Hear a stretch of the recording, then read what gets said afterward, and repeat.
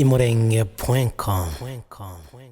Goma, RD Congo. Le conflit dans l'est de la République démocratique du Congo a pris un tournant dramatique, alors que des mercenaires roumains, combattant aux côtés de l'armée congolaise, se sont rendus aux rebelles du M23. L'armée rwandaise a confirmé que les mercenaires capturés sont actuellement transportés à Kigali, la capitale du Rwanda, après que les rebelles aient pris le contrôle de plusieurs zones stratégiques de Goma, y compris son aéroport. Dans un mouvement inattendu, le président Félix Tshisekedi de la RD Congo a annoncé qu'il ne participerait pas au sommet virtuel crucial prévu plus tard dans la journée, organisé par le président kenyan William Ruto. Ce sommet, visant à aborder la violence croissante, devait réunir Tshisekedi et le président rwandais Paul Kagame, mais l'absence du leader congolais ne fait qu'ajouter à la tension déjà palpable. Goma, toujours sous le choc des violents combats, est une ville marquée par la désolation, avec des corps de victimes jonchant les rues et des habitants cherchant désespérément de la nourriture dans des magasins pillés et des infrastructures détruites.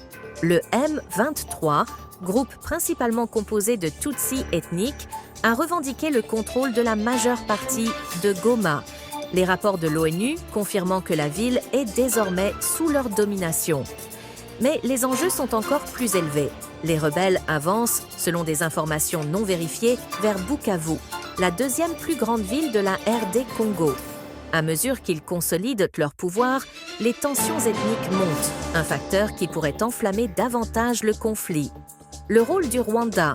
La communauté internationale est divisée sur l'implication du Rwanda. Malgré des preuves étendues fournies par l'ONU concernant le soutien présumé du Rwanda au M23, le Rwanda a nié toute aide militaire directe. Les tensions entre les deux pays sont profondes, le Rwanda accusant la RD Congo d'abriter des milices Hutus liées au génocide de 1994. Quant aux mercenaires roumains, plus de 250 étaient sous contrat avec la RD Congo pour sécuriser des installations clés, comme l'aéroport de Goma et des points de contrôle stratégiques. Mais à mesure que l'assaut du M23 progressait, les mercenaires se sont retrouvés pris dans les combats et ont finalement été capturés par les rebelles. Un des mercenaires, Émile, a expliqué leur situation inattendue. « Nous n'étions pas sur un champ de bataille. Nous étions ici pour former et aider avec l'artillerie. Ce que j'ai appris, c'est que tout peut arriver. Je suis venu, j'ai fait mon travail et maintenant je suis heureux de rentrer auprès de ma famille. » Les mercenaires, dont beaucoup ont été blessés pendant les combats, ont été évacués vers le Rwanda.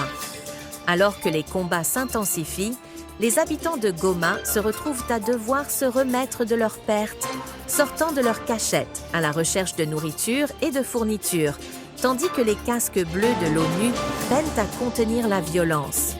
Viviane Van de Per, la directrice adjointe de la mission de l'ONU, a rapporté depuis un bunker. La situation est urgente. Nous abritons des milliers de personnes, y compris certains soldats gouvernementaux qui se sont rendus au M23. Pendant ce temps, dans la capitale Kinshasa, la colère ne cesse de grandir. Les manifestants, frustrés par la réponse internationale, ont ciblé des ambassades étrangères, pillant et causant des dégâts importants à au moins 10 missions. Ils exigent une intervention rapide de la communauté internationale pour mettre fin à l'offensive du M23, alors que Goma tombe de plus en plus sous le contrôle des rebelles. Alors que la région plonge dans le chaos, plusieurs questions demeurent. L'implication du Rwanda restera-t-elle un point de discorde ou des solutions diplomatiques émergeront-elles pour désamorcer la situation? Les casques bleus pourront-ils reprendre le contrôle ou la prise des rebelles sur la région ne fera-t-elle qu'augmenter? Les tensions atteignent un point de non-retour et les prochains jours pourraient redéfinir l'avenir de Goma, de l'est de la RD Congo et de l'ensemble de la région. Bienvenue sur Imurangeu TV, votre fenêtre sur l'actualité qui compte.